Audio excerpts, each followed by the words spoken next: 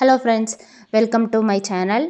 இன்றைக்கி நம்ம சேனலில் என்ன பார்க்க போகிறோம் அப்படின்னா, மோஸ்ட் ஆஃப் த பிகினருக்கு இருக்கிற பெரிய ப்ராப்ளம் வந்து எண்டு நாட் போடுறது. அதை எப்படி ஈஸியாக போடலாம் அப்படின்னு நான் ஒரு 2 டிப்பு சொல்லியிருக்கேன். இந்த வீடியோவை கண்டிப்பாக கடைசி வரைக்கும் பாருங்கள், உங்களுக்கு ரொம்ப யூஸ்ஃபுல்லாக இருக்கும்.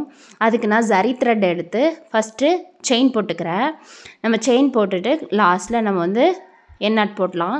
அதுக்கு நான் இப்போ வந்து எண்ணாட் போட போகிறேன். அதுக்கு கடைசி லூப்பை வந்து நம்ம நல்லா பெருசாக பார்த்துக்கோங்க, ஜூம் பண்ணி காட்டுறேன். பெருசாக இழுத்துக்கிட்டு பக்கத்துலேயே நம்ம நீடில் குத்திட்டு உள்ளேருந்து ஒரு லூப்பை வெளியில் எடுக்கிறோம். நம்ம வெளியில் எடுக்கிற லூப் அப்படி இழுக்கும்போது ப்ரீவியஸாக இருக்கிற லூப்பு வந்து சின்னதாகும்.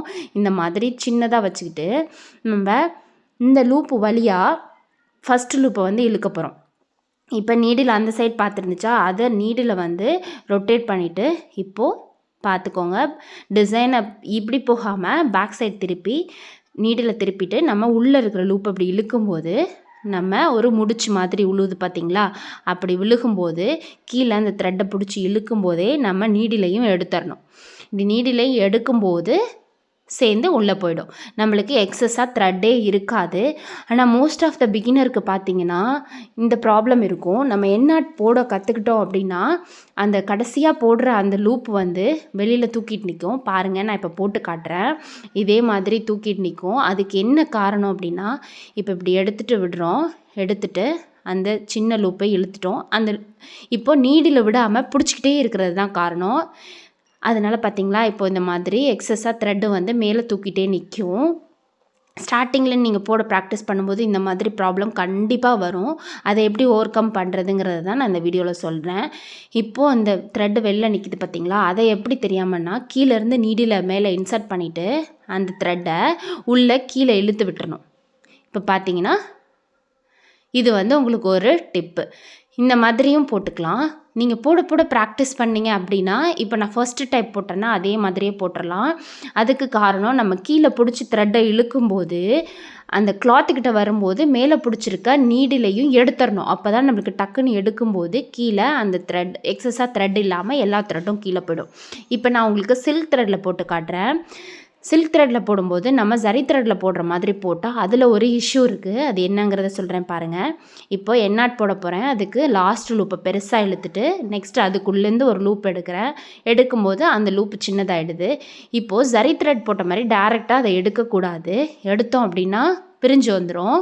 அதுக்கு என்ன பண்ணணும் அப்படின்னா, இப்போது நீடில் வச்சு 2 சுற்று சுற்றிட்டு இப்போ அந்த ஃபர்ஸ்ட் லூப்பை செகண்ட் லூப்புக்குள்ளே இழுத்துட்டு இப்போது ஒரு முடிச்சு மாதிரி விழுதா. இப்போது கீழே இழுக்கும் போதே நம்ம நீடிலே எடுத்துடணும். ஸோ கீழே இழுக்கும்போது இப்போ லாக் ஆகிடும், பிரிஞ்சு வராது.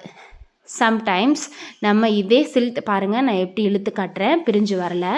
சம்டைம்ஸ் நம்ம வந்து போடும்போது பார்த்திங்கன்னா இப்போ எப்படி பிரிஞ்சு வருது அப்படிங்கிறத நான் காட்டுறேன் பாருங்கள். இதே மாதிரி சில்க் த்ரெட்டில் செயின் போட்டுட்டு எண்ணாட் போடுறதுக்கு லாஸ்ட் லூப்பை வந்து பெருசாக இழுத்துக்கிறேன். அதுக்குள்ளே இருந்து இன்னொரு லூப் எடுத்துக்கிறேன்.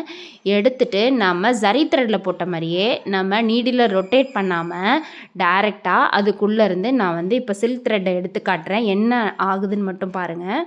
இப்போ டைரெக்டாக எடுத்துட்டு நம்ம அந்த லாக் மாதிரி விழுது பிடிச்சி இழுக்கும்போது பிரிஞ்சு வந்துடும். இந்த இஷ்யூ நிறைய பேருக்கு இருக்கும். ஸ்டார்டிங்கில் எனக்கும் வந்து இந்த இஷ்யூ இருந்துச்சு.